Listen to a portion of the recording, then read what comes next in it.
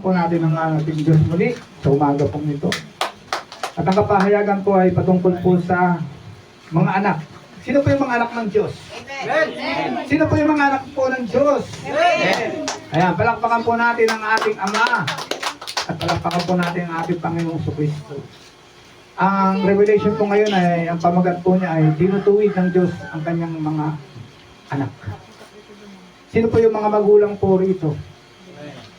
Diba, pag meron po tayong anak o mga anak, tayo pong mga magulang ay itinutuwid po natin ang ating mga anak pag sila po ay nagkakamali o may mga maling ginagawa. Tayo pong mga magulang ang unang pong nagtutuwid po sa kanila.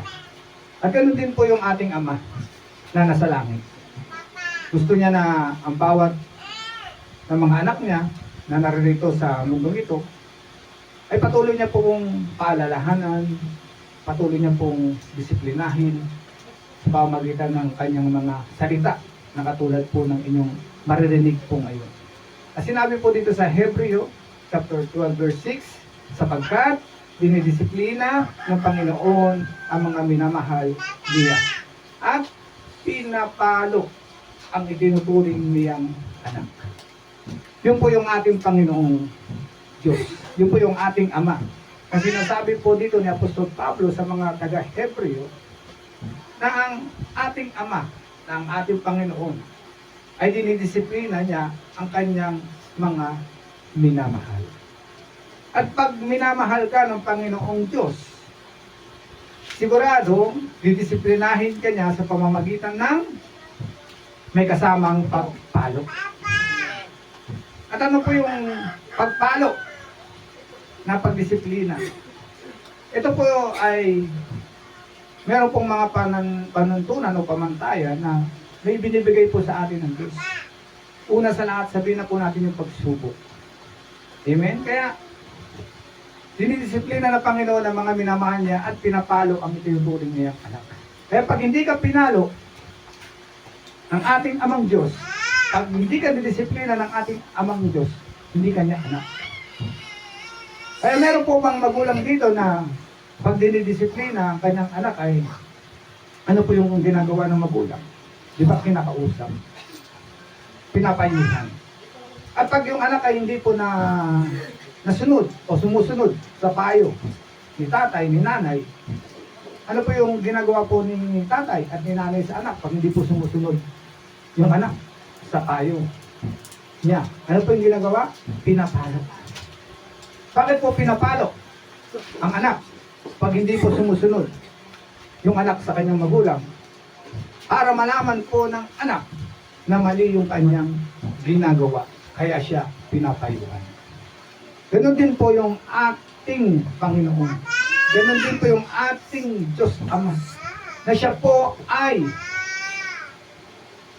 nagpapayo po sa atin at nagtutuwid po sa atin para yung ating pong landasin dito po sa mundong pong ito ay maging matuwid na landas.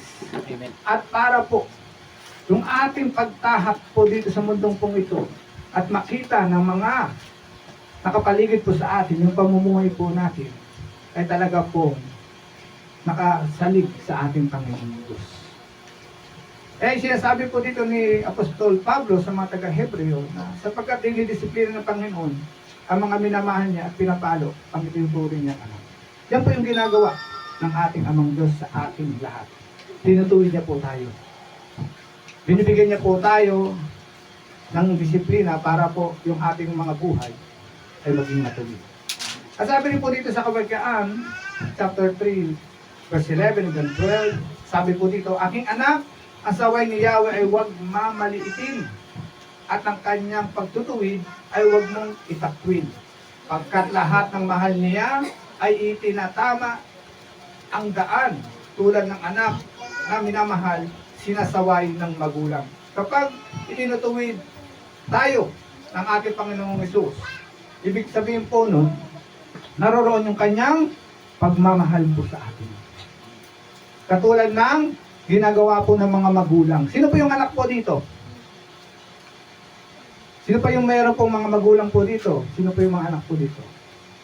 Pag kayo po ba ay tinutuwid ni tatay o ni nanay, kayo po ba ay nakangiti? Siyempre, kayo ay, una sa lahat, nakayuko. Bakit po nakayuko? Yun po ay tanda ng pagpapakumbaba at paggalang sa magulang. Meron po ba rito na ama na tinutuwid ng kanyang anak? Amen. Meron po ba rin dito ina na tinutuwid ng kanyang anak? Pag ang anak niyo po ba ay tinutuwid niyo, ang anak niyo po ba ay nakangiti? Meron po ba rito na pag ang anak ay tinutuwid ng kanyang magulang, ng kanyang tatay at nanay, nakangiti po siya? Siyempre hindi po, di ba? Una sa lahat, nakasimangot. Kasi nga, bakit? Ayaw ng anak na siya ay itinutuwid ng kanyang magulang. Bakit? Dahil nga po, meron pong panuntunan ang mga anak.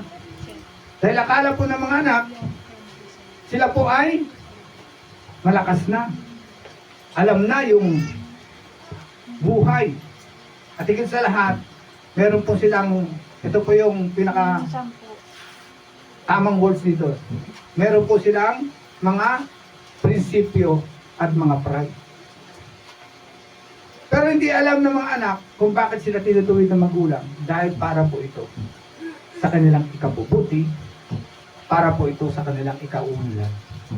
Dahil ang magulang po kung bakit nagpapayo sa kanyang anak, dahil alam na po ng magulang yung naging karanasan niya dito sa mundong ito. Kaya ayaw ng ama o ng nanay ng kanyang anak ay mapariwara ang buhay. Ano po yung mapariwara yung buhay? Yung maging mahirap ang buhay ng kanyang anak. Dahil wala pong magulang, wala pong tatay, wala pong nanay na matutuwa yung kanyang anak ay naghihirap. Hello? Kaya ganun din po yung ating Panginoong Diyos.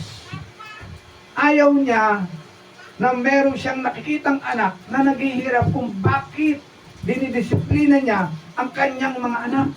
Kung bakit pinapalo niya ang kanyang mga anak para ituwid ang buhay. Para maayos ang buhay. Upang sa ganon, yung buhay ng kanyang anak ay hindi po maghirap, magsuffer. Amen. At wala pong magulang. Wala pong ama na makita ang kanyang anak na mahirap. Amen? Kaya sinabi nga po rito, sa Kawikaan, chapter 3, verse 11, aking anak, ang saway ni Yahweh ay huwag mamaliitin, at ang kanyang pagtutuwid ay huwag mong itakwid. Kaya pag tinutuwid po tayo ng mga magulang po natin, kayong mga anak, ay huwag po kayong magtatampo. Huwag kayong sasama ng loob kay papa, kay mama, kay mami, kay daddy, kay tatay, kay nanay. Bakit? Kaya po, tinutuwid ng magulang ang kanyang anak dahil gusto nga ng magulang ng kanyang pong anak ay maging maganda ang buhay. Pag sinabi ni tatay, ni nanay na mag-aral ka mabuti, mag-aral kang mabuti. Dahil yun ay para sa ikatututo mo at ikauunlad ng buhay mo. Lalo ngayon sa pamantayan ng sitwasyon, ng kalagayan ng mundo po natin ito, pag wala kang pinag-aralan, ay walang tatanggap sa iyo na magandang trabaho. Kaya nga pinag-aaral ng mga magulang ng mga anak dahil alam nila pag nakapagtapos ang mga anak sa kanilang pag-aaral ay gaganda ang buhay ng kanilang mga anak. Kaya merong mga anak po rito na hindi naman po lahat na kung bakit hindi nakapagtapos ng pag-aaral, kung bakit mahirap ang buhay. Pero yung anak na sumunod sa aral at turo at disiplina ng kanyang magulang at nag-aral na mabubuti, yun po yung mga anak na meron pong magandang kalagayan ngayon sa buhay. Hello? Kaya napakahalaga po yung disiplina ng ama at ng nanay sa kanyang anak. Kaya kayong mga anak rito, pag kayo tinutuwid ng inyong mga magulang, huwag kayong magtatampo. Yun ay para sa inyo, hindi para sa kanila. Bakit? Dahil alam ni tatay, alam ni nanay, yung buhay. Hindi nila kayo itutuwid sa pamamagitan ng sarili nilang interes. No. Kung bakit nagpapayo si tatay, si nanay, dahil gusto nga nila na gumanda ang inyong mga buhay. Ganon din po yung ating amang Diyos na nasa langit. Hindi niya po tayo itutuwid. Hindi niya po tayo didisiplinahin. Hindi niya po tayo papaluin. Kung hindi ito magiging maganda sa ating mga buhay. At sabi rin po dito sa Hebreo 12, verse 7 hanggang 8, tiisin ninyo ang lahat ng hirap tulad ng pagtutuwid ng isang ama. Dahil ito ay nagpapakilalang kayo ay tinatanggap ng Diyos bilang tunay niyang mga anak. Sinong anak? Ang hindi dinidisiplina ang kanyang ama. Kung ang pagdidisiplina na ginagawa sa lahat ng anak ay hindi gagawin sa inyo, hindi kayo tunay na mga anak, kundi kayo ay mga anak sa labas. Ano po ibig sabihin po ni Apostol Pablo po nito? Kayo po ba, pag hindi nyo anak, itutuwid nyo po ba? Siyempre hindi. Dahil hindi nyo pwedeng pakialaman ang buhay ng isang tao. Hello? Kung bakit nga po pinapakialaman ng isang magulang ang kanyang anak, dahil nga po para yung buhay nito at yung landasin nito ay hindi mapariwara. Ano hindi mapariwara? Hindi maging masama ang buhay ng anak. Kaya yung mga anak po na hindi nakikinig sa magulang, sila pa yung number 1 ng kanilang mga buhay po ay napariwara. Ano po yung napariwara? Napunta sa bisyo, natutong manigarilyo, natutong magsugal, uminom ng alak, at mga ibang gawain na masasama na hindi pinilano ni tatay, ni nanay sa kanyang anak. Pero bakit nagawa ito ng anak? Dahil nga hindi nakinig ng payo ang anak sa kanyang magulang. Ganon din po tayo. Kung hindi po tayo makikinig o hindi po tayo madidisiplina sa mga salita po ng Diyos, tulad ngayon na naririnig nyo, hindi po gaganda ang buhay po nating mga anak ng Diyos. Hello? Never po tayong gumanda o gumanda ang mga buhay po ninyo kung hindi po kayo makikinig sa salita po ng Diyos. Ito po ay katotohanan. Ito po ang makapagbabago ng buhay po ninyo. Ito po ang magtutuwid ng buhay po ninyo. Hindi lamang po pananampalataya ang kayang pong ibigay ng salita po ng Diyos. Hindi lamang po buhay na walang hanggan ang kayang ibigay po ng salita po ng Diyos. Kaya nito, baguhin, paunlarin, at payamanin ang buhay ng isang tao. Hello. Kaya ang aral at turo pong ito ay napakahalaga. Lalo na sa mga anak. Salaman at tayong mga anak ng Diyos. Dito po pinapatunayan sa mga salita pong ito na sinasabi dito sa Hebreo 12 verse 8, kung ang pagdidisiplina na ginagawa sa lahat ng anak ay hindi gagawin sa lahat o sa inyo, hindi kayo tunay na mga anak, kundi kayo ay mga anak sa labas. Kaya kung bakit po tayo nakikinig ng aral at turo at salita po ng Diyos, ito ay para sa atin. Ito po ay pangangaral ng Ama sa atin o sa inyo. Kaya nga, pag kayo po ay hindi tinutuwid, hindi dinidisiplina, hindi po kayo anak. Yan, lagi niyo pong tatandaan. Pag hindi kayo tinutuwid ni pastor, pag hindi kayo dinidisiplina ni pastor, pag hindi kayo sinabihan ni pastor na masama yan, hindi maganda yan, kailangan sumunod kayo. Dahil wala pong pastor na kumukonsinti sa kasalanan at kamalian. Ganun din po dapat ang ama. Ganun din po dapat si tatay at si nanay. Pag nakita niya na ang kanyang anak ay nagkakamali at nagkakasala, dapat mapayuhan na po ito. Madisiplinahan na po ito. Ganun din po yung ama po natin. Kaya nga po meron pong mga ngaral para mapaalalahanan at madisiplina ang mga anak, ang mga hinirang at mga pinili. Ano ba ang ibig sabihin ng tinutuwid o pinapalo ng Diyos? At ang mga gawain pong ito ay meron pong mga consequences. Tulad po ng sinasabi po dito na hinahayaan kang maranasan ng bunga ng maling desisyon para matuto ka. Kaya kung minsan kung bakit binibigyan po tayo ng pagsubok ng ating Panginoong Diyos. Para subukin at patibayin ang pananampalataya po natin sa Diyos. Kung bakit minsan inaalaw, pinapahintulutan ng Panginoong Diyos na magkaroon po tayo ng pagsubok. Dahil sinusubok niya po yung ating pananampalataya at paniniwala sa Kanya. Kung tayo nga po ay magbabago ng panuntunan po natin sa buhay. Sabi po dito sa Hebreo 12, verse 9, hindi ba't dinidisiplina tayo ng ating mga magulang at dahil diyan ay ginagalang natin sila? Hindi ba't upang tayo ay mabuhay, mas nararapat na tayo ay pasakop sa Diyos, sa ating Ama, sa Espiritu. Kaya dapat po lagi po tayong magpasakop po sa ating Panginoon, Diyos Ama. Dahil po ang Diyos po natin ay hindi po magsasawang magdisiplina po sa atin habang naririto po tayo sa mundo po ito. Yun po yung layunin po ng Diyos. Yung una, bigyan po tayo ng mga consequences. Pangalawa, bigyan po tayo ng pagsubok. Bakit po? Pinapahintulutan po yun. Para nga matuto po tayo. Madisiplina po natin yung ating mga sarili. At maayos po natin yung ating mga buhay sa harapan ng Diyos. At sabi sa 3, layunin para sa ikabubuti natin kung bakit tinutuwid po tayo ng Diyos. Sabi sa Hebreo 12, verse 10 hanggang 11, pinapalo tayo ng ating Ama sa lupa, sa loob ng maikling panahon at ayon sa kanilang nakikita, ngunit dinidisiplina tayo ng Diyos para sa ating ikabubuti upang tayo ay maging banal tulad niya. Sa ngayon, walang gustong mapalo. Amen? Dahil masakit ito, ngunit pagkatapos ito ay magbubunga ng mapayapang buhay at magiging matuwid sa mga nagsanay sa pamamagitan nito.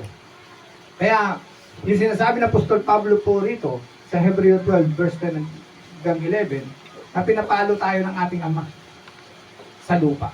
Di ba yung mga anak po rito, pag kayo po ay nagkakamali, hindi lang po pinapagsabihan, minsan pinapalo po kayo. Bakit kayo pinapalo? Bakit nauwi sa pagpalo? Dahil nga sa kabaitan, sa kabaliktaran. Amen? Dahil pag ang isa pong anak ay hindi po talaga nakikinig sa kanyang magulang, umaantong po ito sa palo. Yung palo po ay pagdidisiplina. Kaya ganoon din po tayo. Itinutuwid po tayo ng ating Panginoong Diyos, ang ating Ama, sa pamamagitan po ng pagpalo. At nakikita ito ng mga nakapaligid po sa inyo. Kaya pag tayo po ay nakaranas na po ng ganong pagdidisiplina, huwag po tayong maghinanakit. Huwag po sumama yung ating loob. Kundi pagkus, tanggapin po natin po ito para sa ikatututo at ikaganda ng buhay po natin. Kaya wala nga pong ama na magtutuwid sa kanyang anak kung ito ay mapapariwara o mapapahamak. Kaya nga po nagtutuwid ang ama sa kanyang anak dahil para maging maganda ang buhay ng kanyang anak. Yan po yung sinasabi po rito ni Apostol Pablo sa mga taga-Hebreo. And number 4, bakit tinutuwid ng Diyos ang kanyang mga anak? Para sa pag-ibig at hindi magkaroon ng galit. Sabi sa pahayag, chapter 3, verse 19, sinasaway ko at pinapalo ang lahat ng aking minamahal, kaya't maging masigasig ka, pagsisihan mo at talikuran ang iyong mga kasalanan. Kaya kung bakit tayo po dinidisiplina, tinutuwid ng ating Ama, ang ating Panginoong Diyos, upang talikuran po natin yung kamalian. Para nga pumunta po tayo sa tamang gawain at landasin. Yun po yung kailangan po nating maunawaan po rito. Sa bawat pagtutuwid sa atin, may kasama pong itong magandang buhay.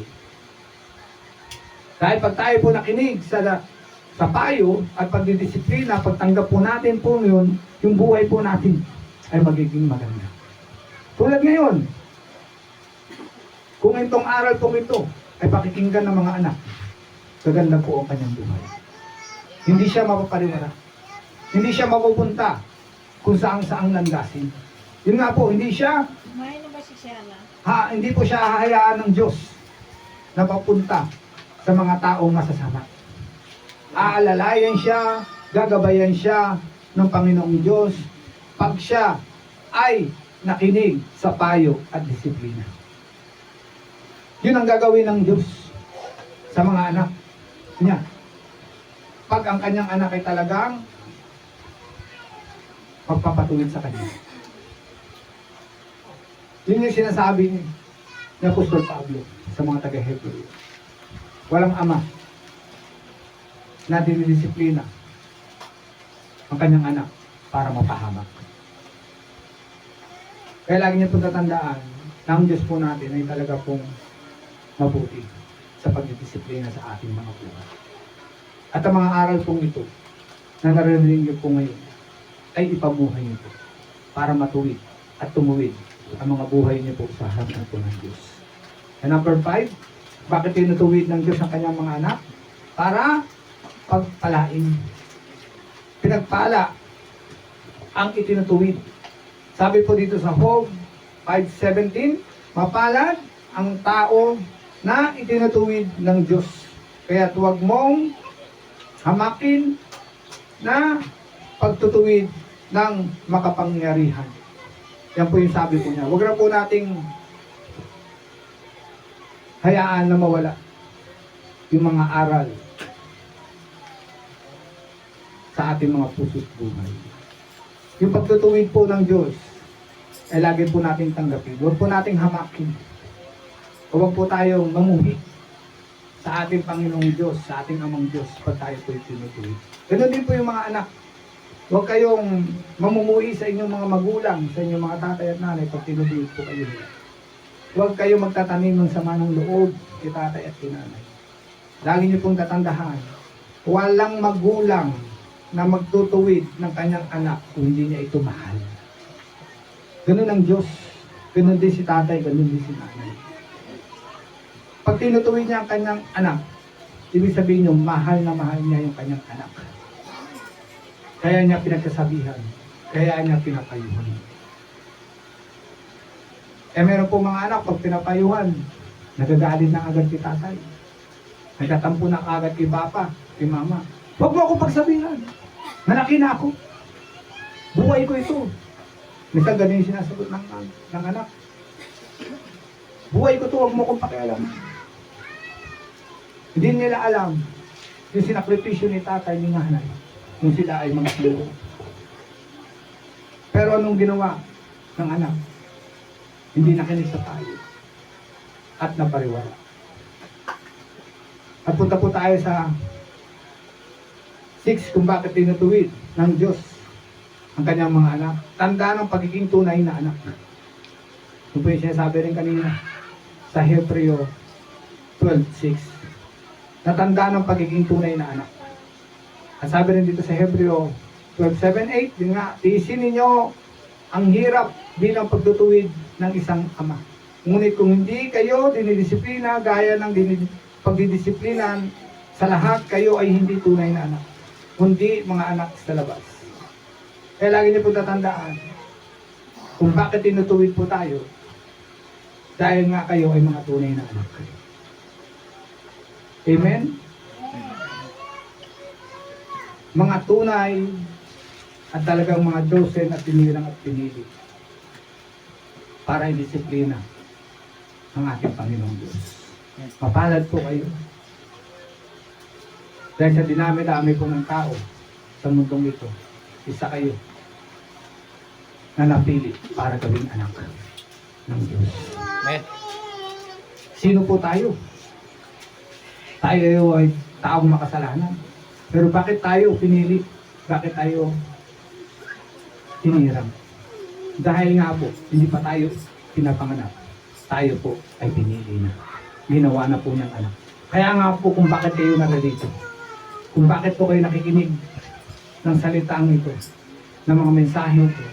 Ito po yung nagpapatunay na kayo po ay pinili at tinirang at mga anak ng Diyos.